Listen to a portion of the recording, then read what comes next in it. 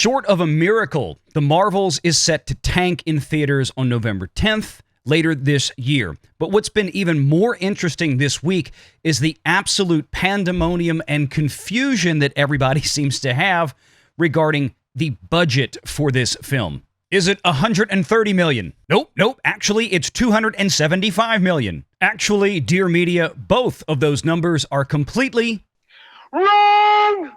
And today, we're going to help the media understand the differences between budget and cost. Here we go.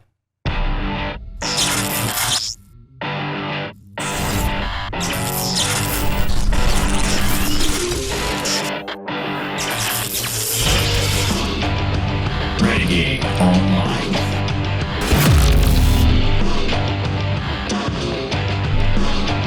Well, folks, welcome back. Another great day here at Valliant Renegade. It's good to see everybody out there once again. And if you are like one of the many folks watching this video, not yet subscribed to this channel, please take a moment and turn that little red subscribe button to gray. Hit that like button, hit that notification bell, share this sucker out on the social medias, and of course, please do leave a comment before you head out the door today. So the confusion began with this recent article from Vanity Fair where they interviewed the Marvels director, DaCosta.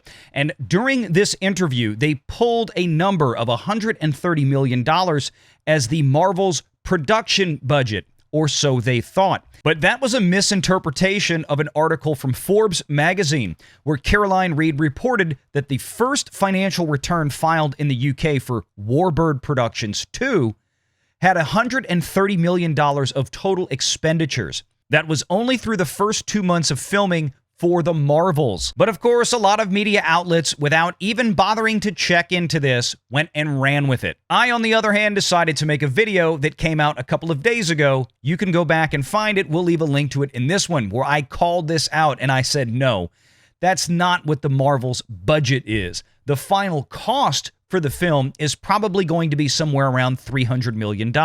And lo and behold, right after I finished recording that video, another financial return for Warbird Productions 2, that's the Marvels in the UK, dropped. This one through the end of September 30th, 2022. And about 1 hour after my video came out the following morning, this latest article from Forbes magazine dropped.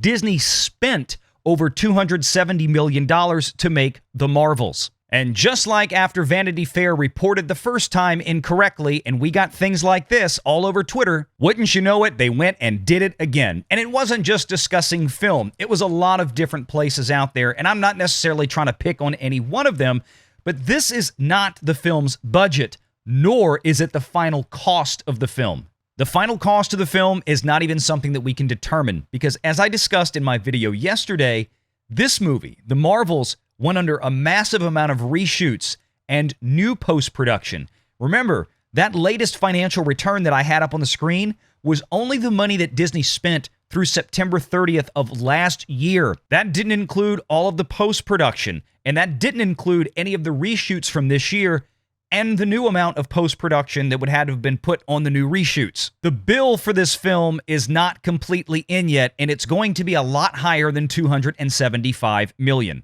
So that brings us to the crux of the discussion. What is the difference between a budget and an actual cost? Let's say you're going to go out and buy a new car, and your budget for buying a new car is, say, $25,000. That's what you want to spend. But you get to the dealership and you decide, well, you know what? You'd really like to get a little bit of a nicer car. And then you want to add a few options to it. You want to add some extra luxury packages to it. And you walk out of the dealership actually having spent $35,000.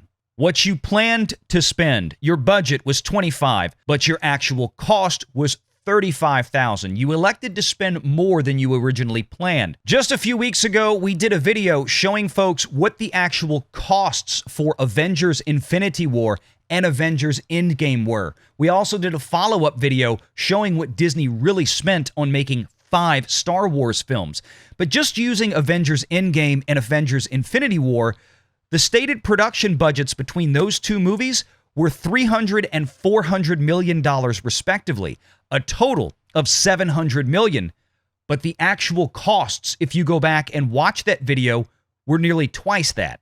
And to be clear, these film production or television production companies that Hollywood studios use in the UK to obtain a very lucrative UK film tax credit, why they are production costs only, meaning no, there is no distribution or marketing expenses that are rolled through these FPCs or TPCs.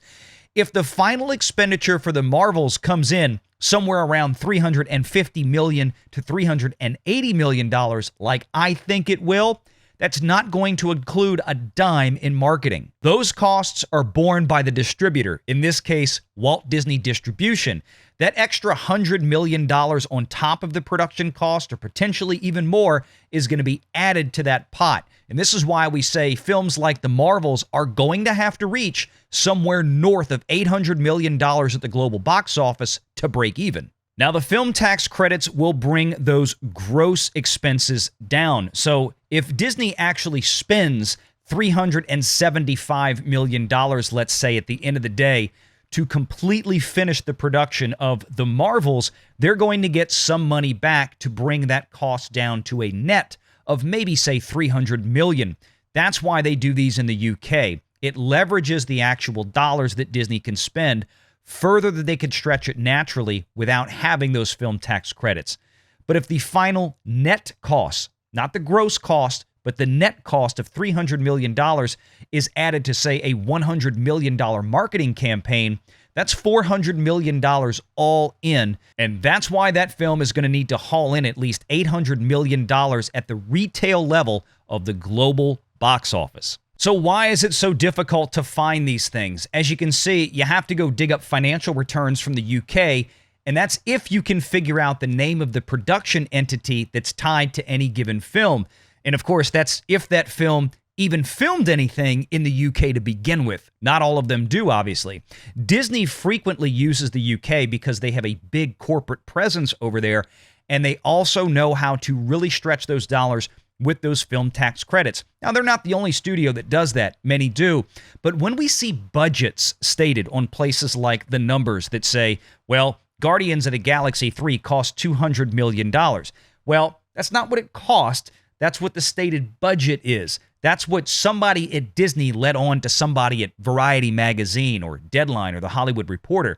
But the actual final costs or expenditures by the studio can often be very different. Too many times, it's higher, especially in the case of Disney. So, for example, that $200 million Guardians 3 budget, I promise you, was blown. That movie probably cost somewhere north of $300 million in the aggregate, but we don't have all the data yet. Hopefully we will soon, because as time has gone on and we've been able to find more and more of these financial returns for some of these productions, we're finding out just how over budget a lot of these major Hollywood productions really go. And it changes the entire landscape of trying to figure out profitability at the movie theaters. But let me know your thoughts in the comments below. Hopefully you found this a little entertaining and greatly educational at the same time. We appreciate you being here. Hit that like and subscribe. And until next time, folks, take care.